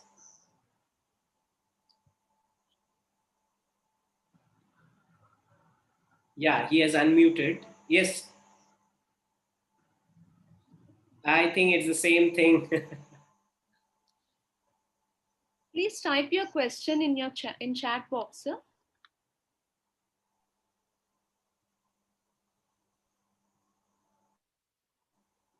Yes. So by the time he types, any other question, Anita ji, or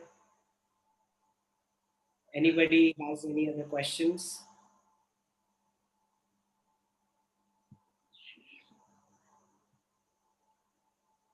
No question. No questions. Okay. Terry Terry sir, has typed the question. My question is regarding how to understand our masculine and feminine sides otherwise. Okay. So, how to understand these sides is, as I explained, the nurturing, the compassionate part of us is the feminine, and the doer, the person who is taking an action, the part which wants to go outside, take an action, it's the outgoing force, is the masculine quality.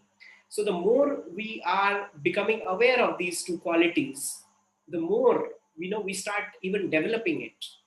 And as I said earlier, the best way to develop these qualities is definitely, of course, through meditation. We need not confuse ourselves with this knowledge. I think always we should start with the meditation. If we are a meditator, we will have an experience of it rather than only the intellectual understanding. Here in the class, we had a more of intellectual understanding because that's also important, but we need to also have an experience of it. So if we are a regular meditator, these qualities will naturally come to us. We will have the balance naturally. So for a woman who is very feminine, or in a way she has a wounded feminine, She's always in her emotion. She feels very insecure. When she starts to meditate, she starts developing a divine feminine, a divine masculine in her.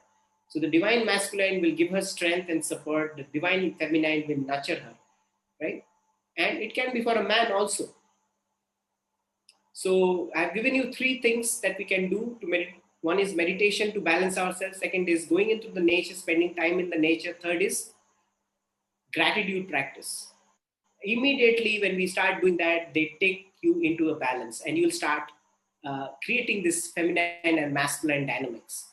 So friends, I do workshops where I go more deeper into those subjects, and I do various techniques to help people find their inner masculine and feminine. So I'll be having these sessions also online, because nowadays we only have online platform to do it. So anybody interested can reach out to me and we can you know discuss about it further. And one more thing I want to say, friends, is even when we are meditating, the simple meditation practice, because Patriji is very clear about what is meditation and what is techniques. We should not complicate meditation with any techniques. There is no replacement for meditation. So meditation is anapanasati meditation. So I also see this masculine feminine dynamics in anapanasati meditation. For example, when we are sitting in meditation, sitting very relaxed with nice music, nice fragrance, in a beautiful posture, that is the feminine part of meditation. The body, all the senses that we are hearing, smelling, all the senses, the energy is the feminine part. And the masculine part is the awareness. We are becoming aware of the breath, awareness of all the senses around, right? So the more we are aware, awareness is a masculine quality. And nurturance, to sit in a beautiful way, happily with joy, surrounding ourselves with beautiful music, is the feminine, right? And when these two things meet, meditation happens so beautifully, right? So this is how I see meditation. So thank you, Terry, for this question. Anything else, Anita ji? Yes, sir. Deepa ma'am has raised the hand.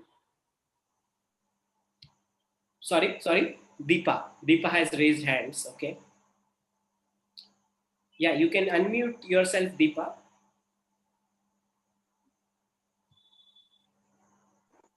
Hello. Yes. Hi, Aditya.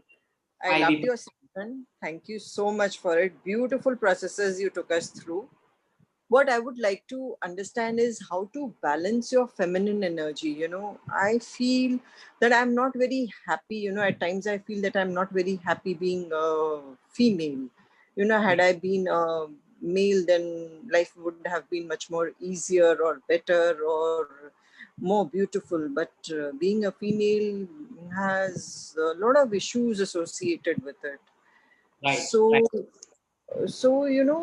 it's like I've not been able to come to terms with being a female. Correct. So how do get over this, or how do you balance your energies, or how do you bring more acceptance about this in your life, so that your life becomes much more balanced and beautiful? Right. Very beautiful question, ma'am. Thank you for it. Many times we have faced this rejection. Like you said, being, it's hard to accept as a female. Sometimes it happens to males also. They don't want to, they don't want to accept themselves as a male. But we need to go to the root of it. You see, if we, I'll give you an example. Like there are layers in our personality. So if you go to the root of it, sometimes what happens, there might be in the childhood, there might be an absence. I'm giving you an example, Deepaji. It may not be for you, but there might be the absence of the father figure, or there might be an absence of the mother figure. So what happens? The femininity is not nurtured.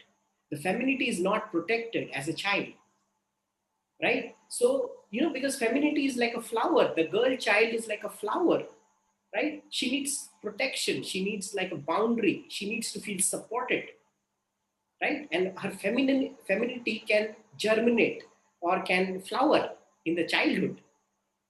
So that support or that environment, when it's not present sometimes in the childhood, either because of the absence of the mother or either by the absence of the father, it can happen. Or, sometimes what happens, there is a male child in the family and female child. Well, male child is given more preference. Isn't Or, that the case in all the households, even today? yes, that is what the gender discrimination is there. And many people, they are suffering. We are still carrying the baggage.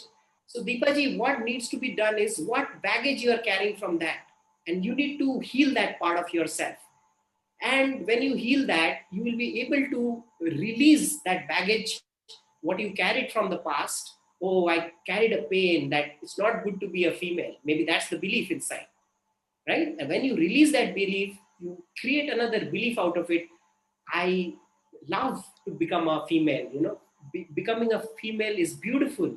Becoming a female is, it's like a Durga. It's like a Shakti. I'm Shakti, right? And it can be a celebration. It can be such a celebration becoming a female, right? But it doesn't happen until you look at that block and you release it. So you need to go a little deeper and understand where it's coming from now.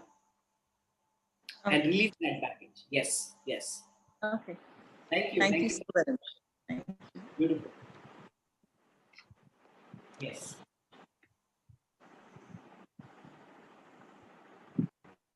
Anyone else?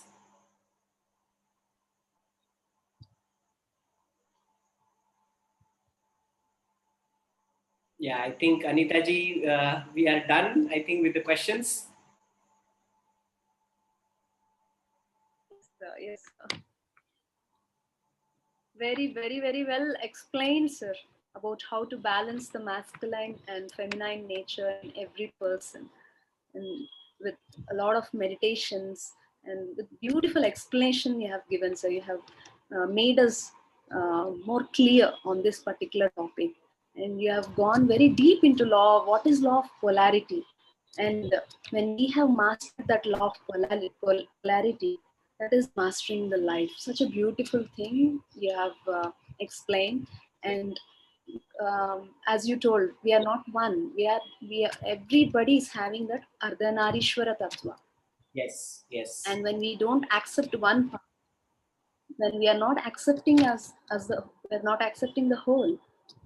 Such a Right. Beautifully you have explained, sir. And when that masculinity and femininity is balanced in the family, it will become more wonderful and balanced, beautiful. Right. It will be more. And this dynamics works in all relationship, like a child and a mother, child and a father, mother and a father, grandmother and grandson. These polarities are working everywhere.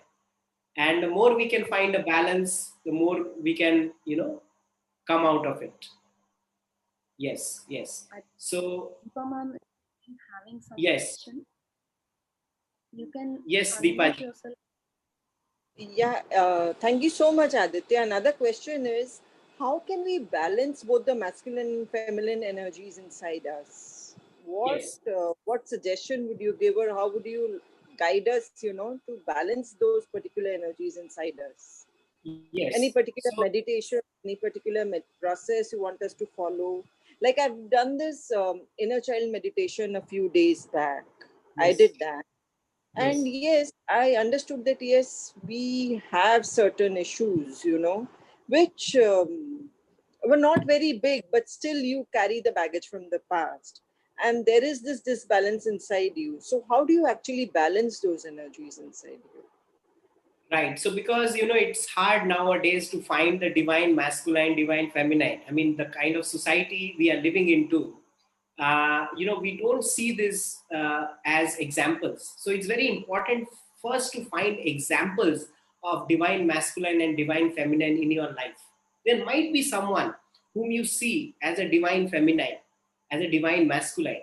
So because our acceptance, their presence in our life is important. Right? So it could be like an uncle, it could be like a grandfather, or it could be like a guide or a master or a guru. or maybe any archetypes like even Shiva Shakti. At least we need to explore Shiva Shakti to at least understand what is this divine feminine, what is this divine masculine, right? And when we start connecting to these energies, whatever way is your way of connecting to them, we start developing this balance. So in a way, we are releasing this toxic masculine feminine, and we are cultivating the divine masculine and feminine in us, right? So the more we connect, okay, again I'm going into my aggression, again I'm going into my insecurities. Okay, no, that was my past. Now I call upon the divine father, the divine mother, please guide me, right? So I go into, I did this tree meditation with you, right? It's a beautiful meditation. A tree is teaching us balance, right? We spend time with the tree, talk to the tree, it will teach us balance, right? So being in the nature, very beautiful way to balance, learn balance from the nature. The tree meditation you can do, even Yeah, anapanasati. very beautiful. Yes. Very, very beautiful. Yes. So these are all techniques, ma'am. Deepaji, these are all techniques, but I would recommend doing meditation separately is very, very important. Anapanasati, we need to be a regular meditator. So that we have to do a separate time. We can do this all kinds of techniques. These are nice to do. It enhances, it accelerates our journey. That's beautiful. We can do it. But Anapanasati meditation, continued practice is definitely required with all these techniques. Okay. So, yeah. So going into the nature, Anapanasati meditation, gratitude practice. These are even gratitude. The more we practice gratitude, the divine masculine starts coming up. Feminine starts coming up, right? Very true. Very true. I do have a gratitude journal which I write in every day. Yes. And Yes. it does help. It helps a lot. And there are some processes like, from the Taoism, from Tantra, um, studies of, and you can do those studies also. I do some workshop, with an amalgam of Tantra, Taoism. I'm part of your WhatsApp group. I do follow you. Wonderful, wonderful, wonderful. So I try to bring out these different practices, and we don't know which techniques we will be connecting to more, and that really liberates us, right? Apart from practicing meditation, right? It may be a beautiful practice for us to support ourselves. So, yes. Thank you so much, Deepaji, for joining. Very nice to have you. Thank Thank you. Thank you so much. Okay, friends. So I think we are done with today's call, Anita ji. Thank you very much. Thank you, sir. Thank you so much for detailed explanation of how to balance feminine and masculine energies wonderfully. And Yes. meditation is the final solution where we can connect with ourselves and heal that and balance the masculine and feminine energies. Thank you so much, sir, for that wonderful session. Thank you. Thank you. And my last message for everyone is we need to become like an alchemist. We all are alchemists. And meditation teaches us alchemy. So meditation and inner work has to go hand in hand. Only not just meditation. Meditation plus inner work is so important for our spiritual progress. So if we can do it continuously, we all become an alchemist, and we all are alchemists. We have to recognize that. Thank you. Namaste.